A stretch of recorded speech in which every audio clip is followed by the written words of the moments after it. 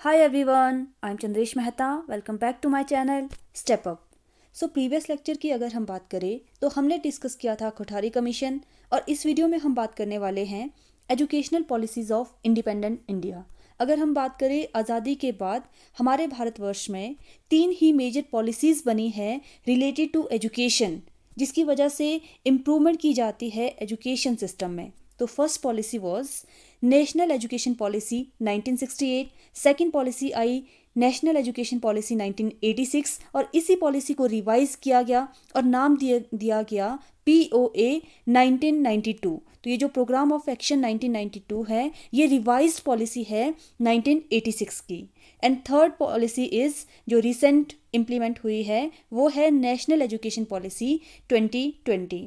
तो इस वीडियो में हम बात करेंगे अबाउट नेशनल एजुकेशन पॉलिसी 1968 या हम इसको कहते हैं first education policy of independent India.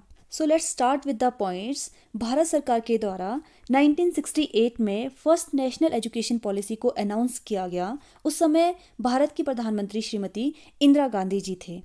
इस पॉलिसी को बनाने का मकसद कोठारी कमीशन की रिकमेंडेशन को इम्प्लीमेंट करना था। मतलब हम कह सकते हैं कि नेशनल एजुकेशन पॉलिसी का आधार कोठारी कमीशन था, क्योंकि 90% सुझाव 90% रिकमेंडेशन कोठारी कमीशन से लिए गए थे। तो अब क्वेश्चन ये अराइज होता है कि सारी रिकमेंडेशन जब कोठारी कमीशन की थी तो इस पॉलिसी को बनाने का क्या मकसद था। तो देखिए, ये जो कोठारी कमीशन था वो एक काफ़ी कॉम्प्रिहेंसिव डॉक्यूमेंट था। बहुत सारे सुझाव दिए गए थे, बहुत सारी रिकमेंडेशन दी गई थी। उस समय भारत देश आज़ाद हुआ था तो इकोनॉमिक कंडीशन भी इतनी सही नहीं थी कि सारे सुझावों को इम्प्रूव किया जाए, सारे सुझावों को एक्सेप्ट किया जाए। तो इसलिए जो मोस्ट इम्पॉर्टेंट सुझाव थे, मोस्ट इम्पॉर्टेंट रिकमेंडेशन थी जिसे इम्प्लीमेंट किया जाना चाहिए था, उसको रिफाइंड करके एक अलग पॉलिसी, एक अलग डॉक्यूमेंट में रखा गया। तो जिस डॉक्यूमेंट में रखा गया उसे नाम दिया गया नेशनल एजुकेशन पॉलिसी। तो हम कह सकते हैं कि ये जो पॉलिसी बनी थी ये आउटकम थी, ये रिजल्ट था कोठारी कमीशन का। तो कोठारी कमीशन की आउटकम क्या है? National education policy 1968।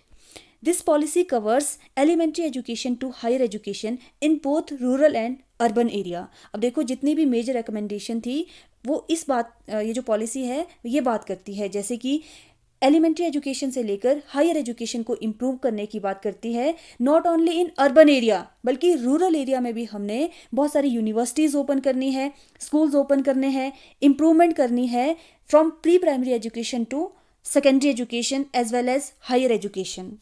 फ्री और कंपल्सरी एजुकेशन करनी है 14 साल के बच्चों के लिए। तो ये काफ़ी सही रिकमेंडेशन थी।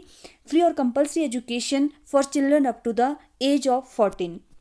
ये पॉलिसी रेकमेंड करती है कि पूरे नेशनल इनकम जो है उसका 6% हिस्सा इन्वेस्ट होना चाहिए एजुकेशन पर, कि जितना भी हमारे नेशनल इनकम है GDP का 6% हिस्सा हमारे एजुकेशन पर इन्वेस्ट होना चाहिए। बेटर ट्रेनिंग होनी चाहिए for the qualification of teachers के लिए पे स्केल अच्छा होना चाहिए, उनकी प्रॉपर ट्रेनिंग होनी चाहिए।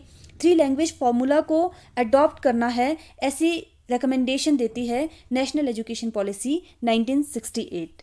नेक्स्ट देखते हैं, जो 10+2+3 स्ट्रक्चर है एजुकेशन का, इसको इम्प्लीमेंट करने की बात करते हैं। देखो, ये जो 10th है, फिर हम +2 करते हैं, फिर डिग्री कोर्स करते हैं, कॉलेज में इन्वॉल्व होते हैं जिसमें हम 3 साल का डिग्री कोर्स करते हैं। तो ये स्ट्रक्चर होना चाहिए और टिल डेट आज तक हम इसी सिस्टम ऑफ एजुकेशन को फॉलो करते आ रहे हैं। तो ये रिकमेंडेशन पहले कोठारी कमीशन की थी और इसको इम्प्लीमेंट किया गया नेशनल एजुकेशन पॉलिसी 1968 में।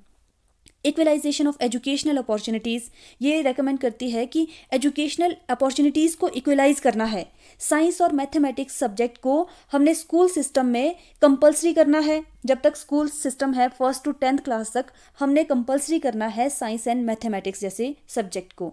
टेक्निकल एंड वोकेशनल कोर्सेज को इम्प्रूव करने की बात कही है, इनको इम्प्लीमेंट करने की बात कही है कि ज़्यादा से ज़्यादा फैसिलिटीज़ प्रोवाइड करनी है सो दैट कि बच्चे technical and vocational educational courses को प्राप्त कर सके। न्यू यूनिवर्सिटीज़ ओपन करनी है rural as well as urban area में। स्पेशल अटेंशन प्रोवाइड करना है रिसर्च वर्क पे।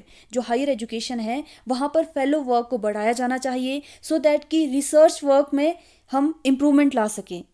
focused on quality of textbook. Textbook कैसी होनी चाहिए? Textbook should be according to the mental level of child. बच्चों की साइकोलॉजी को ध्यान में रखकर टेक्स्ट बुक बनानी है और ज़्यादा महंगी नहीं होनी चाहिए. फोकस करती है ये जो पॉलिसी है वुमेन एजुकेशन पे फोकस करती है, डिस्टेंस एजुकेशन पे फोकस करती है, साइंस एजुकेशन पे फोकस करती है, साइंस एंड मैथमेटिक्स को कंपलसरी करना है, अडल्ट एजुकेशन पे फोकस करती है, लैंग्वेज पे फोकस करती है, फ्री एंड कंपलसरी एजुकेशन होनी चाहिए up to the age of 14. ये पॉलिसी सुझाव देती है टीचर एजुकेशन के लिए, फ्री एंड कंपलसरी एजुकेशन के लिए, डिस्टेंस एजुकेशन के लिए, माइनॉरिटीज़ ग्रुप की एजुकेशन के लिए, टैलेंटेड जो बच्चे हैं उनको स्कॉलरशिप देनी है, ऐसी रिकमेंडेशन करते हैं. इक्वल अपॉर्चुनिटीज़ दी जानी चाहिए एजुकेशन के फील्ड में. तो ये रिकमेंडेशन थी national education policy 1968 which is the outcome of Kothari commission. I hope this video is clear to all of you. कोई डाउट होगा तो कमेंट सेक्शन में ज़रूर कमेंट कीजिए.